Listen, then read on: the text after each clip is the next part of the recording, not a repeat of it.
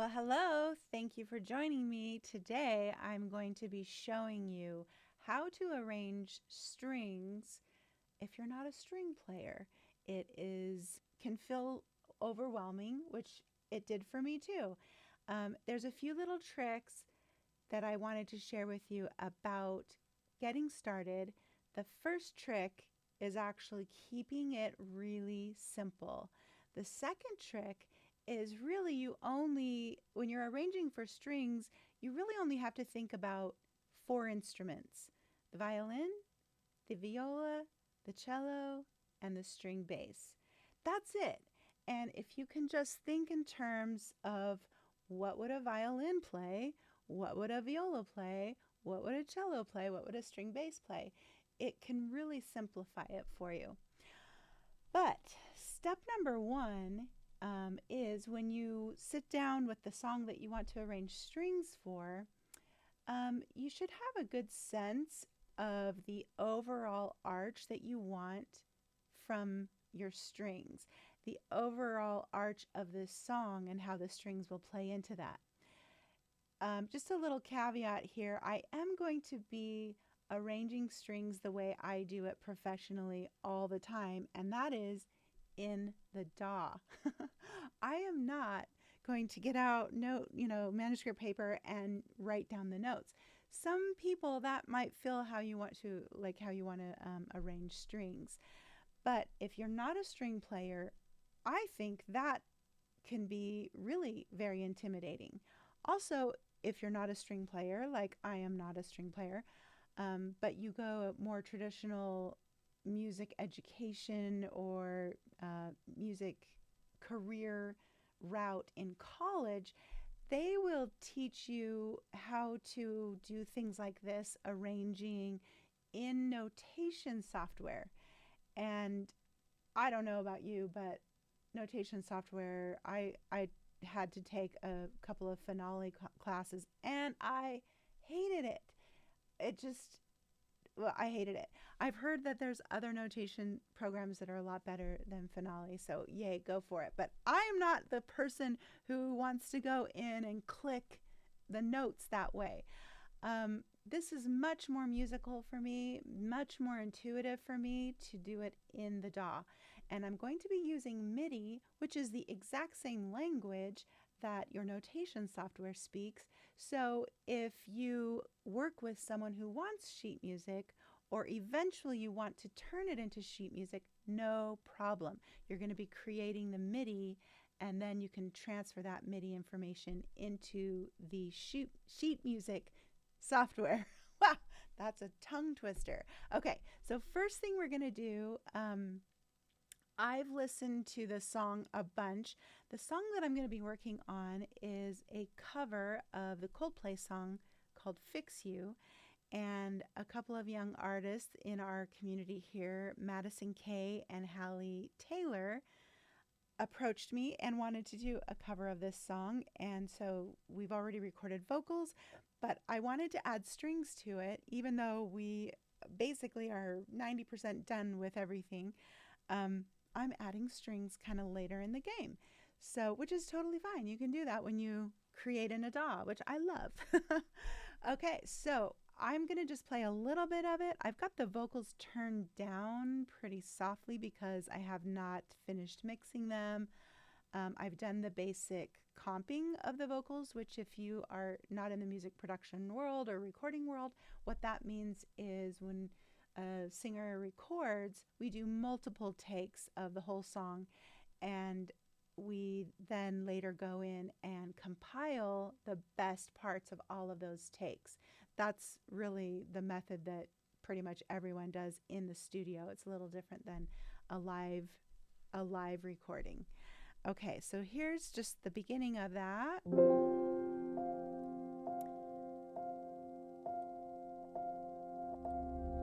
When you try your best but you don't succeed, when you get what you want but not what you need,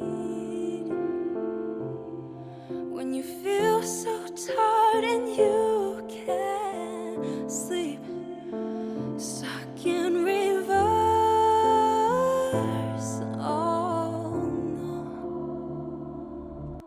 beautiful. Like I said, I haven't mixed this yet, but I mean, already it's just sounding amazing because Madison and Hallie are just really great singers. That was so fun recording them and working with them. Okay, so what I'm going to do is launch my favorite string instrument. You can use whatever one you have in your DAW. If you're using GarageBand, they have a string virtual instrument.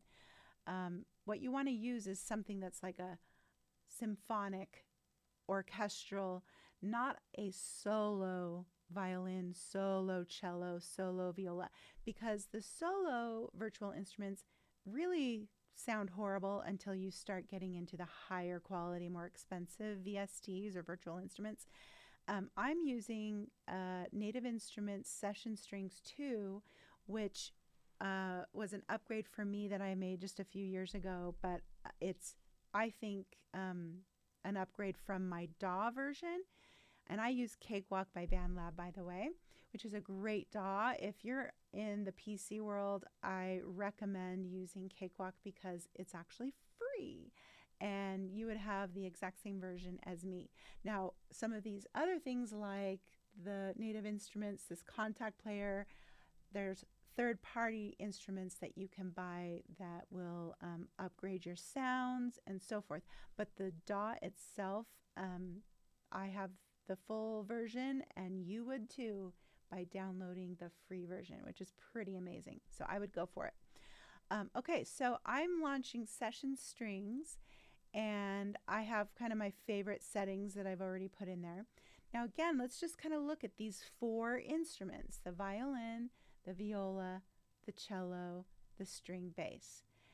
What a lot of people do is they make the mistake of plunking out the chords on a piano and moving their hand like they would if they were playing the piano, which is a great way to start, but then I'm going to show you how to manipulate it past that so that it starts to sound more like a real string player.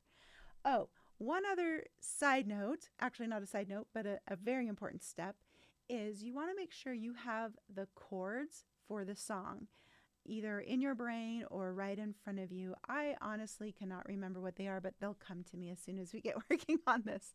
So I'm going to go ahead, make sure I already have a pretty good sense of when I want the strings to come in. And let me just show you how I would start it.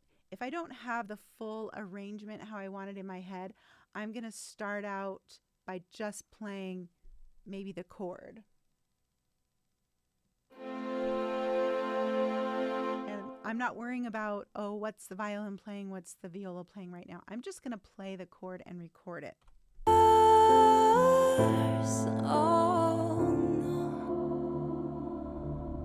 And the tears come streaming down your face.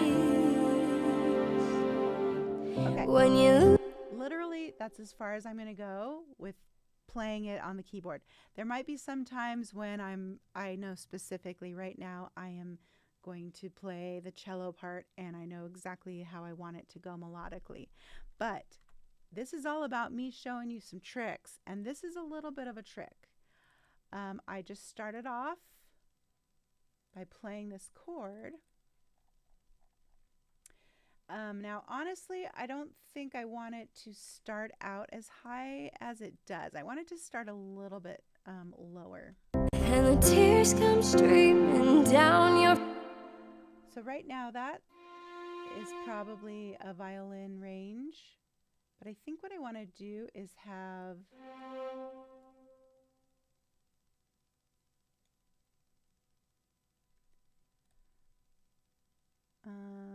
I'm just thinking here. I think I want the low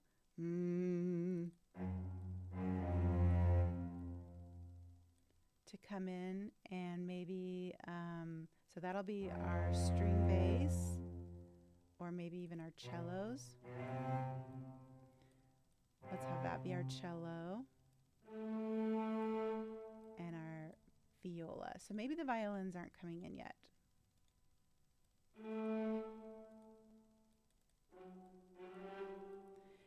And this may feel a little clumsy or look a little clumsy, I'm sure, but this is how I am going to be able to create each melodic line as its own melody, as its own part.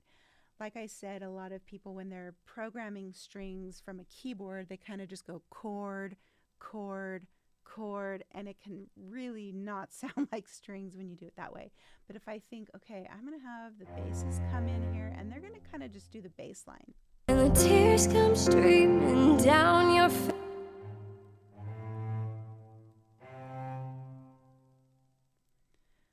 And the tears come streaming down your. And I do a lot of humming when I'm doing this. So I want my cellos to have their own melodic line.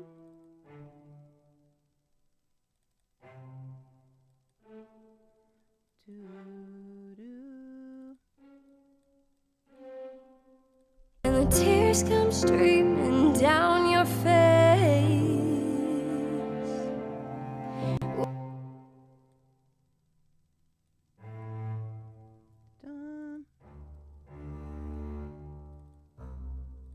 And the tears come streaming down your face.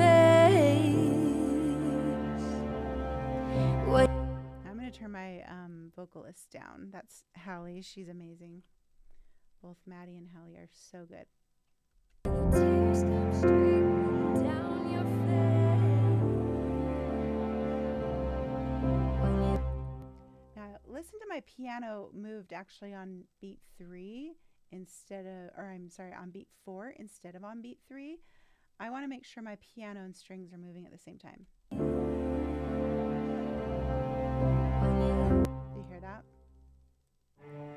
I think the bass moves. It's that inner note. Let's see.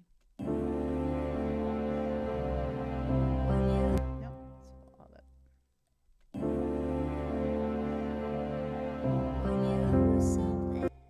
So I might even have the viola move too.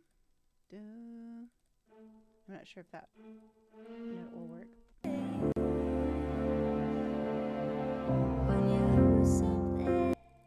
It will if we lead there.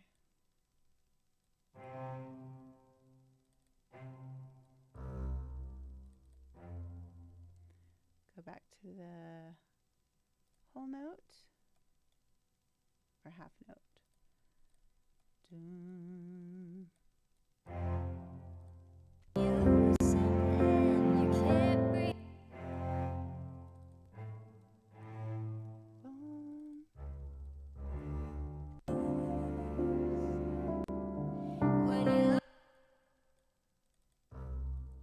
So sometimes I might take off with, okay, I'm just going to worry about the low bass. When you love someone, but it goes to waste. And then it goes down to E, C, which is pretty low for string bass.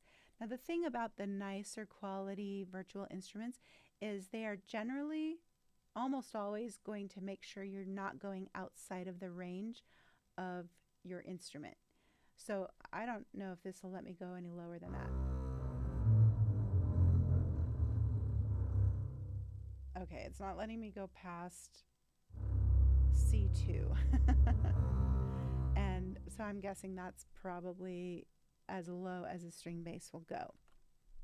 But I don't know that for sure. I might have to look it up.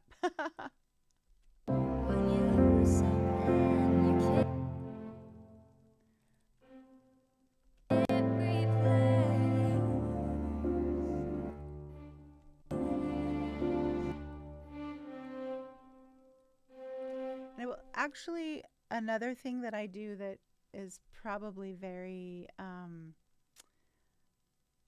different than what you would do if you were just doing notation.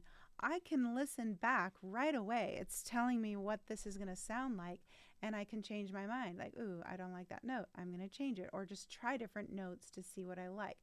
This is another reason why I like doing it in the DAW. I'm listening to the whole song and I can try out different voicings or different notes, different, even like the attacks on things. I can just play around with it while I'm creating it, which I think makes this creative process of arranging the strings so much more fun.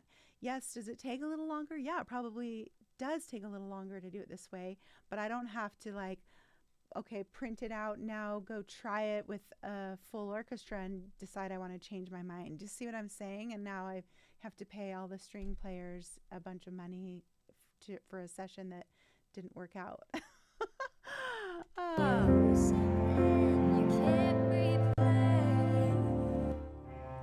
So my cello, I'm going to have it go up there. And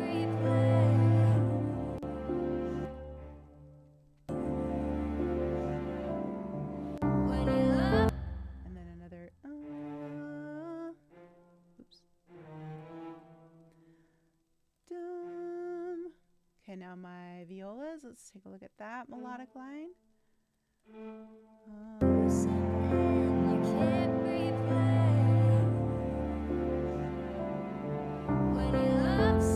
don't want it up that high.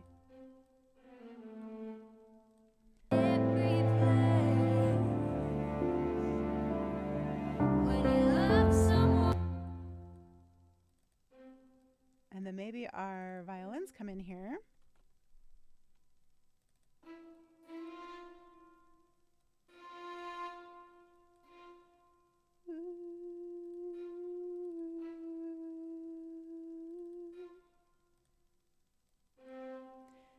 I'm listening ahead in my mind when I'm doing that kind of thing. I'm not listening, I'm not hitting play because I'm just hearing the chord progression in my mind. This is a skill that you should always have when you're arranging any kind of musical instrument. Backing vocals, if you're thinking ahead of where the chord is heading, or what's the next chord that's going to come, it will make it so much easier when you're creating parts that make sense. You're not having to guess every time, like, oh, what note should I sing here? Listening to the chord hit. Oh, what note should I sing now? You're always thinking ahead. Just a little sub note there. When you love someone, but it goes to waste. So let's get the viola here. Viola. When you love someone, but it goes to waste. Could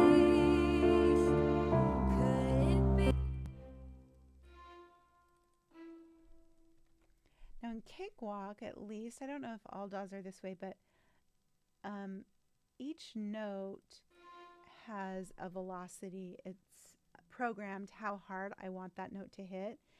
And when I'm programming the same part, I'm programming the violin, I always want to make sure I hit the last violin note because it will say, it's telling Cakewalk, okay, for the next note that I draw, please use the same velocity settings, the same everything as this note I just hit. So that's why I'm doing that. I hit the note before to say, Cakewalk, I want this next note to have that same setting.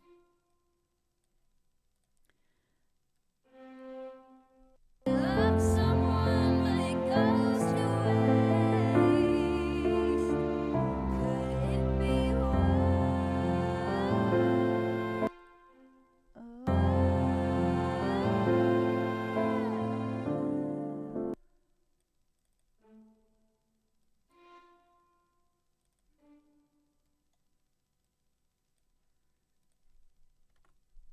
And so because this is only the first verse, I still have, a second, actually it's the second verse. There's a chorus coming, and then another verse, and then another chorus, and then a huge bridge that's really epic. So I'm really trying to keep things pretty simple, pretty minimal at this stage. And it's not uncommon where I will kind of do this whole process and be like, ooh, that's actually too much for this part of the song. I'm going to copy this over to the second verse, or, a different section of the song, and then delete some of the notes from this part of the song so that I'm continually shaping the song the way I want to shape it. Okay, so back to the cello. Now, how do I know? I'm just looking at 4 notes, right? The violins didn't come in until here. So here's up until this measure, I have only 3: string bass, cello, and viola. And so here's my cello.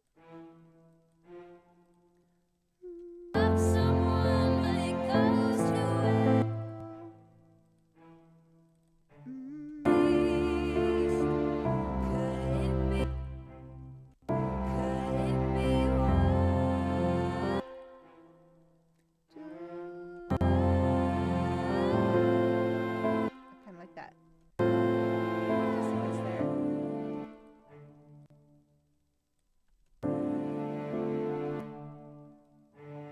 It's definitely a little on the loud side.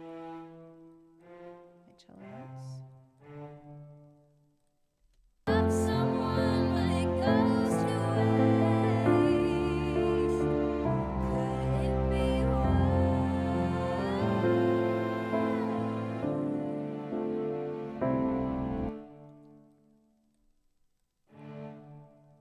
String bass down here.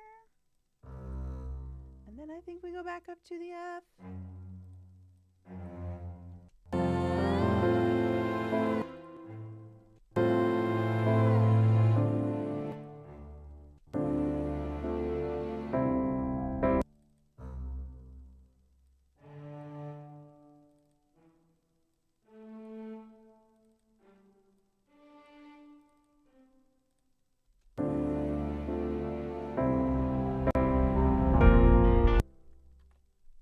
And then everything's going to get a little bigger here. I don't really want my bass, well, maybe I'm fine there.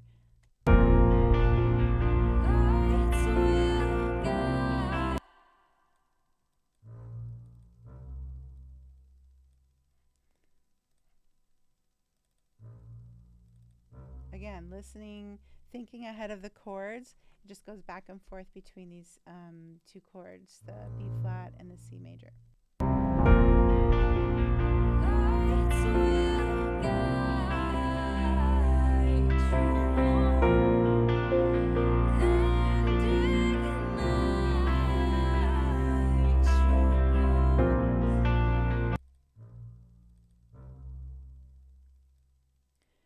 Now, I have a synthetic bass coming in and playing this very low B flat C as well. If I didn't, if the string bass was really the only bass part we had happening, I might have it be more creative. But when I have another bass playing at the same time, I don't want them doing different things, because that's when it starts to sound mushy and busy in the bottom part of the frequencies, and we don't want that. So I might have the cello do some more interesting melodic things. So let's go and just take a look at the cello.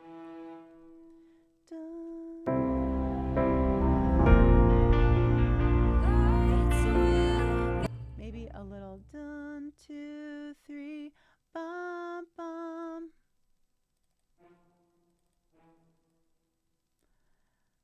Bum, bum. Dun, dun. Bum, bum, bum. And then it's going to get softer and kind of fade off. Oops. I did not mean to do that. I meant to do this.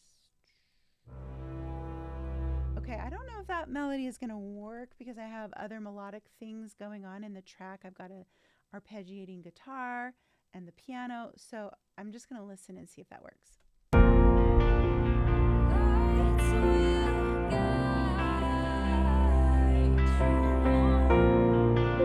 Kind of hard to here, and I think that's because I had the velocity turned down from the last verse. Let's try that again.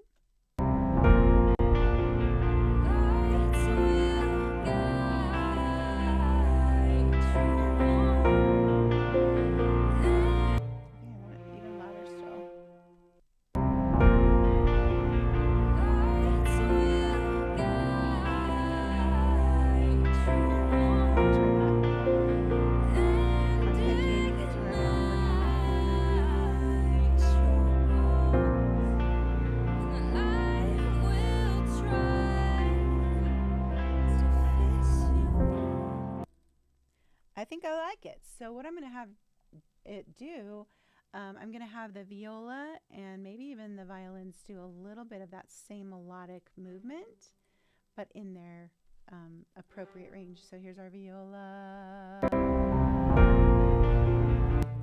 Lum, bum, bum, bum, bum. I might have to bump that up a little. I'm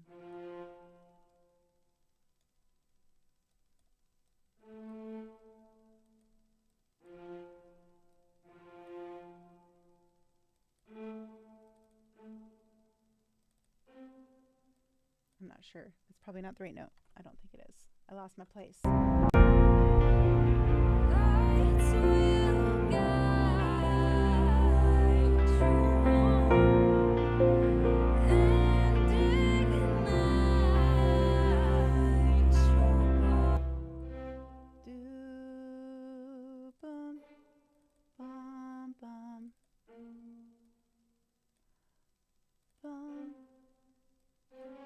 Oops. Bum, bum. Let's see. So I'm actually the kind of person who loves like really subtle dissonance in my backing vocals and strings, and you know, sometimes it just is like adds this little cool eeriness that you might not even know what part is doing this cool dissonance. Anyway, I feel like the viola just did that for us.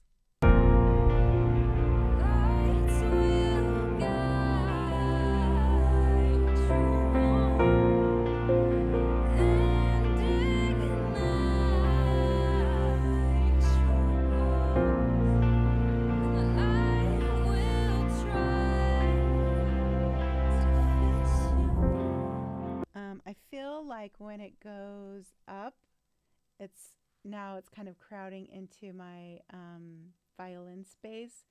But again, this is only the first chorus. So I'm kind of thinking I'm going to leave that for this chorus. And then in the next chorus, we'll see kind of the violins might end up being much higher anyway. Okay, so just next little hint is that I don't really have to start on square, like a blank canvas. I'm going to copy this over for verse 2 and build upon it. It does not have to be exactly the same, but I don't have to start completely from scratch. And now we have this little interlude too. I don't want to forget about that. Let's just give it a listen.